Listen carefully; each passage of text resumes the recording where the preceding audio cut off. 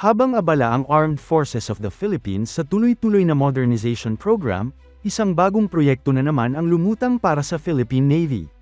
At kahit hindi ito kasing laki ng pagbili ng missile systems, fighter jets, o frigates, marami ang napapaisip kung ano nga ba talaga ang plano ng Navy sa kanilang bagong acquisition. Dahil kamakailan lamang, opisyal na nagbukas ang Philippine Navy ng tender na nagkakahalaga ng 500 milyong piso para sa pagbili ng 5 unit ng 8x8 Armored Personnel Carriers o mas kilala bilang APSAS. Sa simpleng computation, lumalabas na halos 100 milyong piso ang halaga kada sasakyan. At dito nagsisimula ang tanong ng maraming defense observers. Bakit 5 unit lang? At bakit parang basic configuration lamang ang hinahanap ng Philippine Navy? Posible bang ito ay isang test buy bago ang mas malaking acquisition sa mga susunod na taon?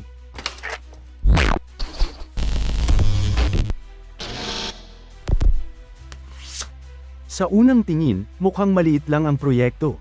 Pero kapag sinuri natin ng mabuti, mukhang may mas malalim na dahilan kung bakit ito ginagawa ng Philippine Navy ngayon.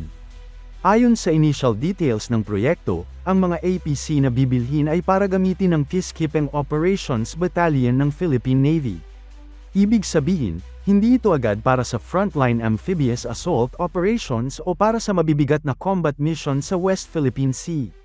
Mas nakatuon ito sa troop transport, protection ng personnel, at deployment sa iba't ibang operasyon kabilang na ang posibleng international peacekeeping mission sa ilalim ng United Nations. At base sa inilabas na specifications, simple lamang ang requirements. Kailangan lamang ng STANAG Level 2 Armor Protection, ibig sabihin protektado laban sa small arms fire at shrapnel. Wala ring indication na kailangan ito ng mabibigat na weapon systems tulad ng remote-controlled weapon stations o automatic cannons. Sa halip, mukhang basic cupola mount lamang para sa 12.7 mm heavy machine gun ang kailangan.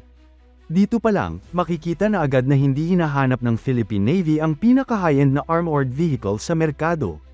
Practicality ang priority. Pero kahit simple ang specs, malaking usapan pa rin ito dahil posible itong maging simula ng mas malaking armored vehicle program ng Philippine Navy sa hinaharap. Sa mga nakaraang taon kasi, kapansin-pansin na unti-unting lumalawak ang modernization ng Philippine Navy hindi lamang sa dagat kundi pati sa ground assets nito. Kapag pinag-uusapan ng Philippine Navy, kadalasan barko agad ang pumapasok sa isip ng mga tao. Frigates, corvettes, offshore patrol vessels, at missile systems. Pero madalas nakakalimutan ng marami na mayroon ding ground combat at marine components ang Navy, lalo na ang Philippine Marine Corps. At habang tumitindi ang regional tension sa Indo-Pacific, mahalaga rin para sa Navy na magkaroon ng modernong armored mobility capability. Lalo na sa panahon ngayon kung saan mahalaga ang mabilis na deployment ng tropa sa iba't ibang isla at coastal areas ng bansa. Ngayon, sino nga ba ang mga posibleng contenders para sa proyekto? Dahil sa kasalukuyang trend ng AFP modernization, may ilang pangalan na agad lumilitaw bilang posibleng participants sa bidding. Isa sa pinakamalakas na pangalan ay ang South Korea.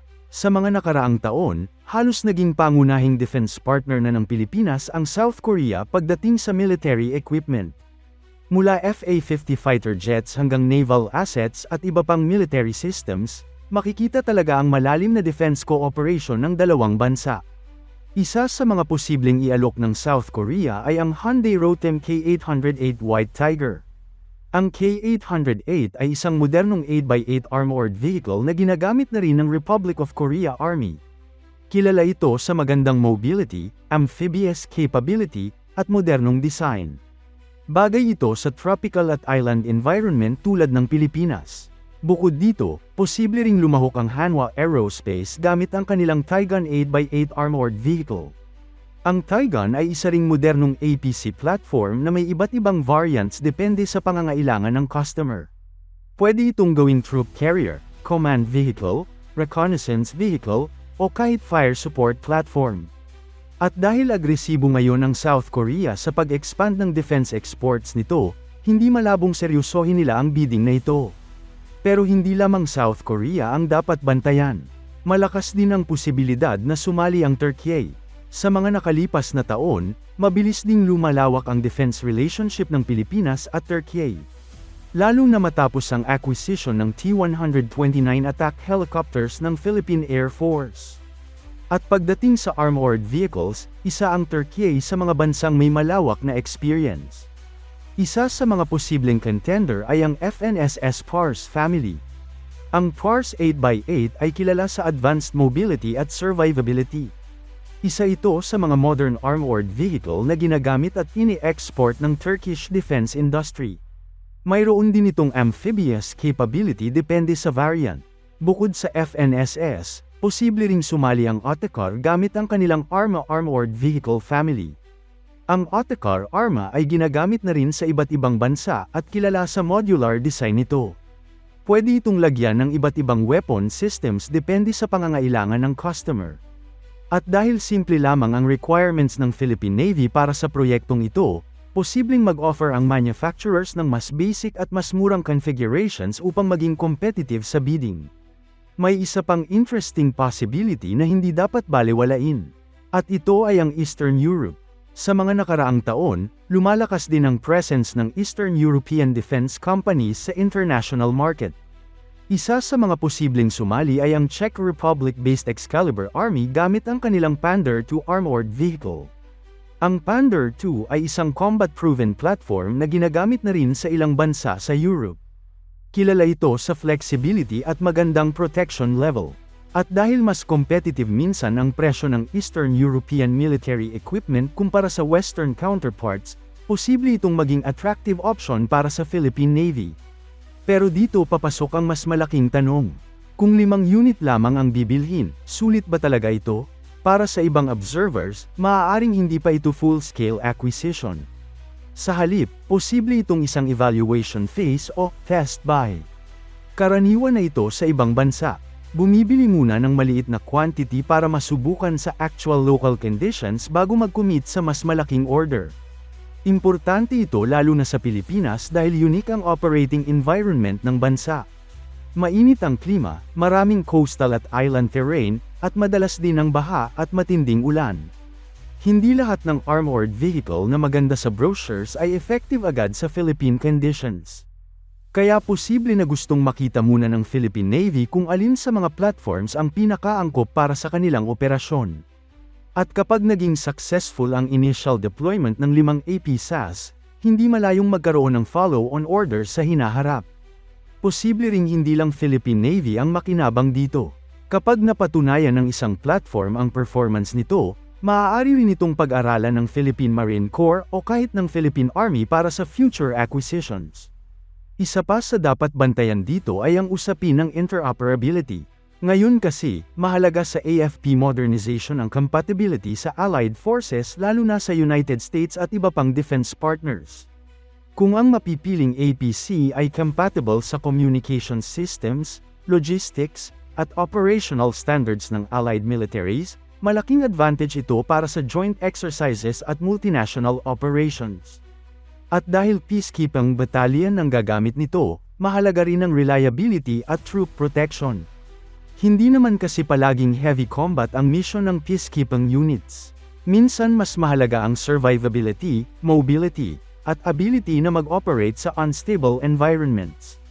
Kaya understandable kung bakit hindi priority ang mabibigat na weapon systems sa acquisition na ito.